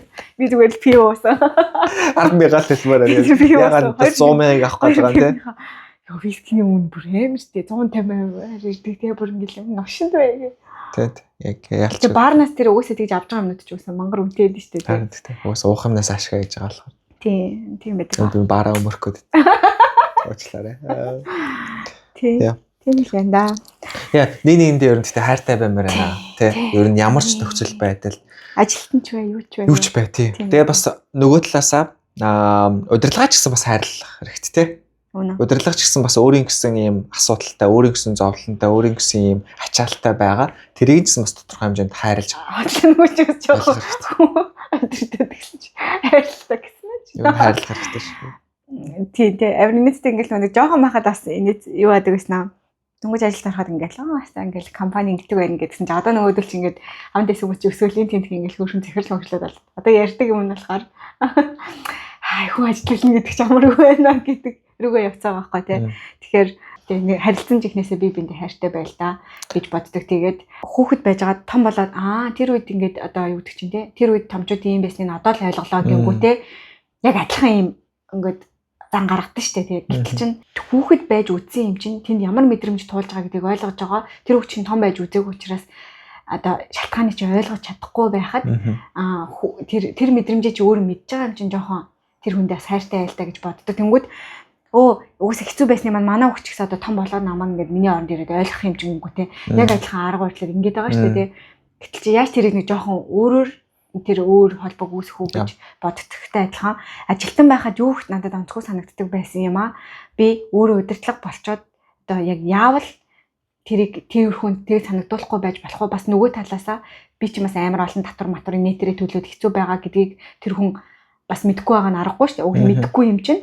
Тэгэл хэцүү байхад чинь инкээс өөр арга байхгүй гэхгүйгээр ингээд нэг тийм ядаж ярилцдаг байдаг ч юм уу те ийм байна ситуац юм байна. Эсвэл ирээдүйд одоо ийм ингэх юм бол манай компаниуд энэ ашигт хүрэх юм бол чанд би ийм юм амлая одоо миний энэ боломж дээр ийм байгаа даа ч гэдэг юм уу те оронд нь чи одоо арай нэг флексибл ажиллах те одоо уяатан ажиллах юм хууч гэдэг юм уу те ингэ нэг өөр офер хийж болох нөхцөл нь юу вэ гэдэг ч юм уу те иймэрхүү ингээд хин хинээ харилдаг тиймэрхүү гой харилцааг бүх харилцаан дээр бас үүсгдэг хүн байх юмсан да гэж хэлээ жоохон үнэн харин яа надад ч юм бол нэгэ 100% санал нэг чидэг бас тэр арай өөр юм ярьж илүү нэг юм харилцаан дээр хайр болон хүндлэл байж аж маш гоё байдаг гэ тэ энэ ер нь гэрийн подкаст тэгжсэн тэ энэ ер нь гэхдээ бүх зүйл дээр л яг адилхан юм шиг санагддаг. Ажлын байранд ч гэсэн бас ер нь тодорхой хэмжээний хайр хүндлэл тэгтээ нөгөө одоо профешнл байдлаараа тэ тэр байж аж илүү гоё харилцаа илүү гоё юм баг бүрдэж илүү гоё юм соёл тэнд ингээд тогтдог юм шиг бас санагддаг. Тэгэхээр аль талдаа л ер нь ингээд ер нь юм болгоныг юм дандаа яг хоёр талтай байдаг гэдгийг бас бодож ажиллах хэрэгтэй юм шиг бас ер нь санагддаг. Тэгээ одоо хүмүүс тэгээ манай үеийнхэн дээр гоё Монголд гоё янз бүрийн удирдах албан тушаалч мөн хөрхөн хувийн бизнесийг явж байгаа. Тэнгүүд бас хүн аавна гэдэг чинь хөрхөн сторинууд байгаа. Тэгэхээр нөгөө талаас юу байдаг вэ гэдгийг харуулах үднээс хүмүүсээс стори ирэх юм бол бас буцаад ингээд дөнгөж ажилд орж байгаа хүүхдүүдэд тэр бас хэрэгтэй шүү дээ. Хэрэгтэй байх гэж бодож байна. Тэгээ гоё хүмүүс түүхээ явуулаарай. Ер нь бас зөндөө олон гоё түүхүүд ирж байна. Маш баярлалаа. Уншаагүй түүхүүд маш их байна. Тэгээд өөр түүхүүд бас ирвэл гоё байгаа юм та. Одоо гэдэг жишээлбэл тэр нэг удирдлагын зүгээс тийм одоо ингээд тийм байдаг. Манай дээр бол маш олон одоо нөгөө нэг тэгээ токсик компани болон драманууд их ирсэн байгаа. Одоо жишээлбэл би бусад цөөхөн түүхтэй байгаа түүхнүүдийг харуулах юм бол хүн ажилд авсан түүх баг байна. Цалингаа нэмүүлсэн түүх, карьерийн эргэл, карьерийн сургамж гэх мэтүүд тий. Одоо тэнгууд гадаад ажилласан түүхч гэдэг юм уу тий. Тиймэрхүү юмнууд бас юу байна.